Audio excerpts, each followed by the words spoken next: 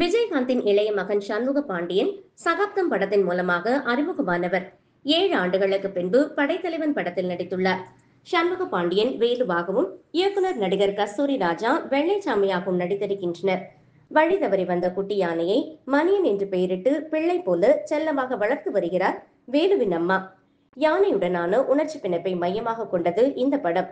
மணியன் எதிர்பாராத விதமாக பலரால் காயப்படும் போது யாரால் எதனால் மணியனுக்கு ஆபத்து, மணியனை வேலு எப்படி காப்பாற்றினார் என்பதே மீதி கதை.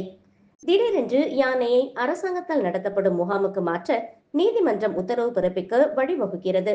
மணியன் மர்மமான முறையில் முகாமில் இருந்து மறைந்து போகும்போது படைத்தலைவன் வேலு தனது அன்புக்குரிய மணியை தேடி காடுகள் மற்றும் மலைகள் வழியாக சளைக்காத பயணத்தை தொடங்கி ஒரிசாவில் கதை முடிகிறது.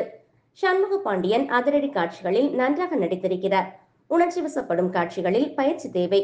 விஜயகாந்த் அவர்கள் அளவிற்கு நடிக்கவில்லை என்றாலும் சண்முக பாண்டியனை ஏற்றுக்கொள்ளலாம். பொட்டு வச்ச தங்கக்குடம் பாடல் ரசிக்கலாம். சண்முக பாண்டியன் உடல் வலிமை மற்றும் ஆற்றல் ஆகியவை படத்தின் சிறப்பம்சங்களில் ஒன்றாகும். கஸ்தூரி ராஜா, முனிஷ்காந்த் மற்றும் அருள்தாஸ், பழங்குடியின பெண்ணாக நடித்திருக்கும் யாமினி சந்தர் ஆகியோர் தங்களது பங்களிப்பை கொடுத்திருக்கிறார்கள். அறிமுக இயக்குனர் அன்பு பழைய கதையை அவரது பாணியில் கொடுத்திருக்கிறார். வேலுவுக்கும் மணியனுக்கும் இடையிலான பாச பிணைப்பை அருமையாக சித்தரித்ததில் திருப்தி அடையலாம்.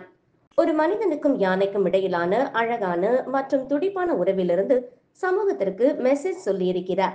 முதல் பாதியில் கதை நன்றாக இணைக்கப்பட்டிருந்தாலும் இரண்டாம் பாதி வலுவான திரைக்கதை இல்லாமல் சிக்கி தவிக்கிறது. வேலு எப்படி ஒடிசாவை அடைகிறார் என்பதற்கு சரியான விளக்கங்கள் இல்லை. AI டெக்னாலஜி மூலமாக மறைந்த விஜயகாந்த் அவர்களை திரைப்படத்தில் நடிக்க வைத்திருந்தனர். செயற்கை நுண்ணறிவு தோற்றம் திரைக்கதையில் எந்த தாக்கத்தையும் ஏற்படுத்தவில்லை. இளையராஜா இசையமைத்திருக்கிறார் என்பதை டைட்டில் கார்டில் மட்டுமே தெரிந்து கொள்ளலாம். பாடல்கள் மற்றும் பின்னணி இசை மனதை தொடவில்லை. ஒளிப்பதிவாளர் SR சதீஷ்குமாரின் கேமரா கிராமத்து பகுதிகளை அழகாக படம் பிடித்திருக்கிறது. உணர்ச்சிகரமான கதை, ஆனால் சீற்றம், எழுத்து மற்றும் கதாபாத்திர தோல்வு திரைக்கதையில் அழுத்தம் இல்லாததால் படைத்தலைவன் ரசிகர்களிடையே தாக்கத்தை ஏற்படுத்தவில்லை.